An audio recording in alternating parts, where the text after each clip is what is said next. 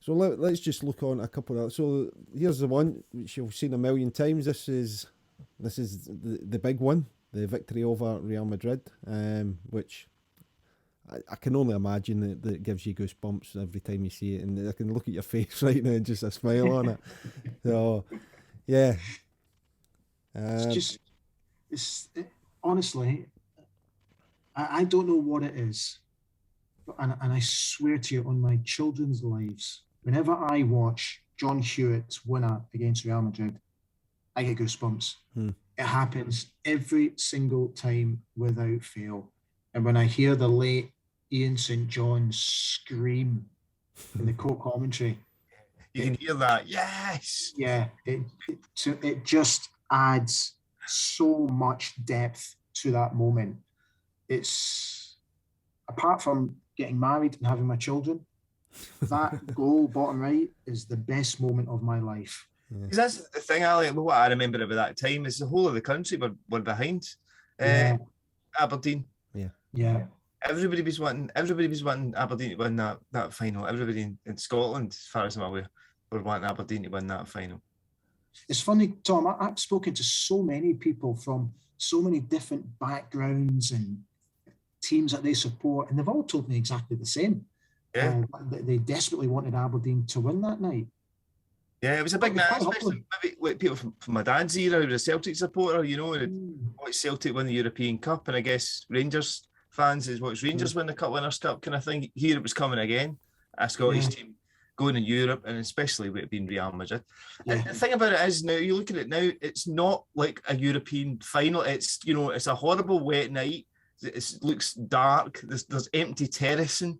It's just not like you see a European final now. yeah. Oh yeah, it's so different now. It's a pantomime now, isn't it? Um, Cup finals these days are events, and I think that takes something away from the actual football match itself. Because I remember Gothenburg like yesterday. I can still remember when the rain first started.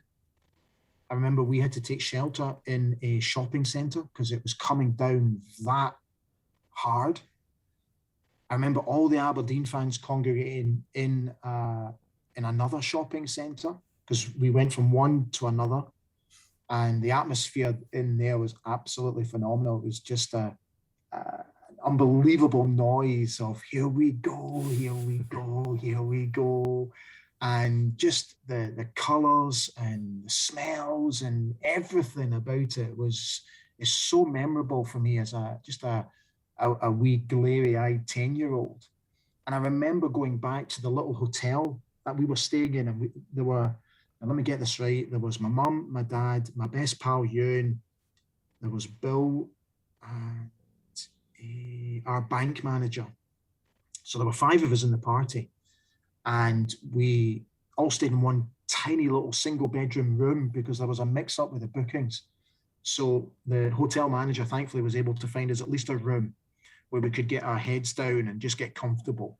And I remember leaving for the stadium in a bus that my dad had hired, and the rain was just like rain I've never seen before. And all the talk was whether the game was going to be on or whether the game was going to get called off.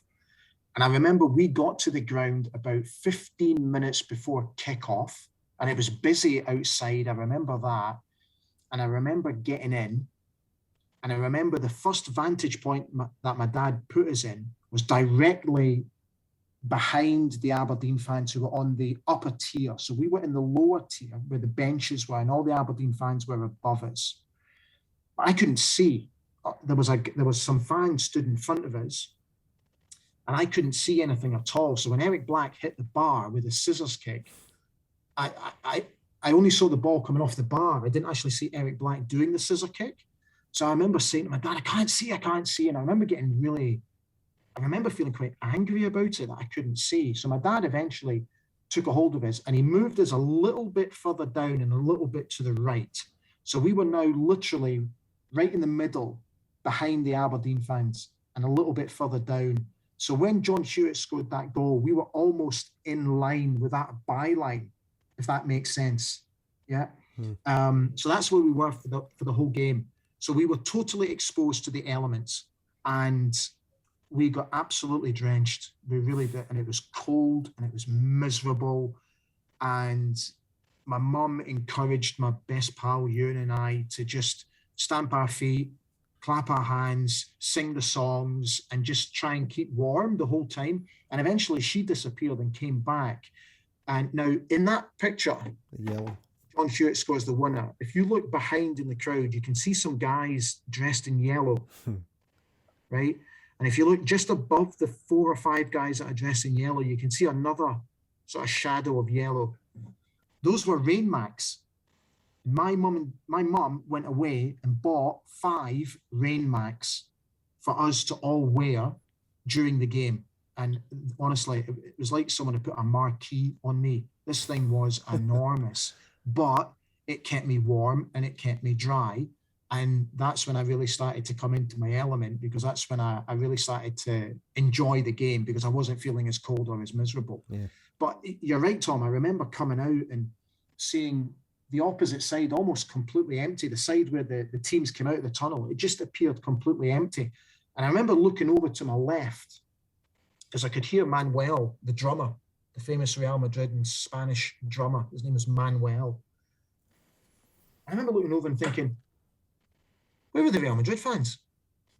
There were hardly any Real Madrid fans there at all. And I said to Dad, where were the Real Madrid fans? And I think he was just as baffled.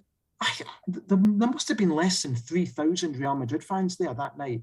And they were just sort of over to the left-hand side as the stadium sort of goes round. And then this whole part with just a few people scattered about left, right, and centre. But it was a real shame that the television pictures weren't on the opposite side, because if it had been on the opposite side, you would have just seen this sea of red and white colour, which would have really lifted it as a spectacle, I guess. So I have, it's kind of a shame. But to be honest with you, for me, it adds the whole atmosphere and the way it was and the rain and everything just added to the romance of that evening. I'm a bit surprised about the lack of Real Madrid supporters, considering, and you wouldn't, God forbid this, for Real Madrid this would happen nowadays, but they hadn't won anything for years, had they? I mean, no, they lost to Liverpool in '81, the European Cup final, but I don't think they'd won anything since the glory days. Was it 15, 16 years or something like that? Yeah. They hadn't won anything, and they're in a final. Yeah. So that's just absolutely incredible that there was so few there. I mean, maybe the weather, but you think you wouldn't have known about the weather when you set off, would you have? So if once you're there, you can still go. Listen, it only started raining on the afternoon, only about 5 or 6 hours before kick-off, because the boys had a light training session at the stadium in the morning, and it wasn't raining then. And that's when they all went back to the Farzat Hotel and for their afternoon nap, or to relax, or whatever the guys did before the game. And that was only when the rain really started. So nobody could have predicted the rain. And I'm not sure if it was I'm not sure if it was in the book. You can let me know if I've read it somewhere else. But they lost everything that year, didn't they? They lost in the last game of the season for the league. They lost the Super Cup. Yeah. They lost the cup. They lost absolutely everything. Yeah. So because I was very lucky to have spoken to Johnny Metgood, who was in the centre of defence, played as a sweeper for Real Madrid, and I was able to track Johnny down to Dubai. And he gave up an hour of his time to talk to me about the game for the book. And John was utterly charming. He was such a nice guy. And again, the memory of the game is very vivid in his mind. And he was able to bring it to life for me from a Real Madrid's perspective.